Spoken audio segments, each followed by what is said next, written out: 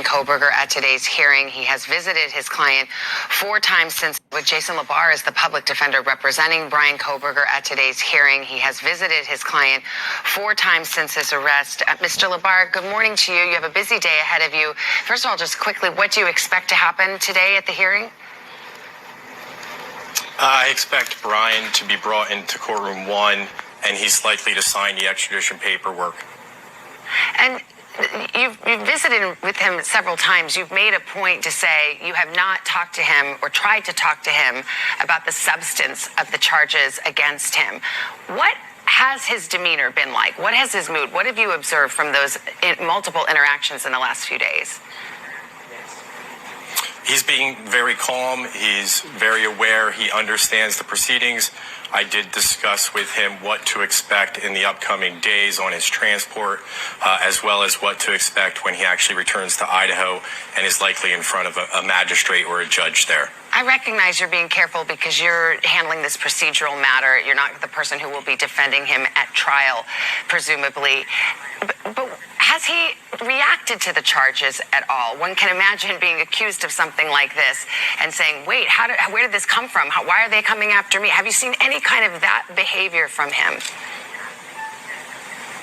It is a little out of character. He said, I mean, this is not him. He believes he's going to be exonerated. That's what he believes. Those were his words. So he's really been very easy to talk to, actually. And he's in a calm demeanor, like I stated. What about his family? The mother, father, the sister, they put out a statement. What do they say about the charges against him and what they make of this in terms of the person that they know? They don't believe it to be Bryan. They can't believe this. They're obviously shocked. This is certainly completely out of character, the allegations, and really they're just trying to be supportive with the understanding these 4 families have suffered loss, so that they're sympathetic towards that, and that's why it should remain really private. And they don't want to try this case in the court of public opinion.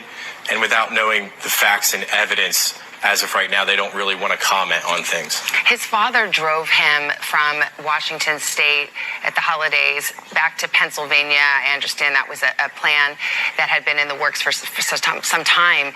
They were also stopped by police a couple of times on the way, I think, for minor traffic violations. Do you believe that to be part of this larger investigation, or is that just a random coincidence?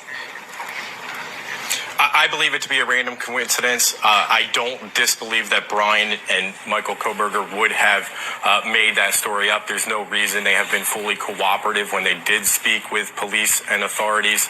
I know there's some reports that there's no actual evidence that they were stopped in Indiana, but Mr. Kohberger, Michael, had definitely said that they were stopped twice in Indiana back to back. All right, Jason Labar, I know it's a busy day before you.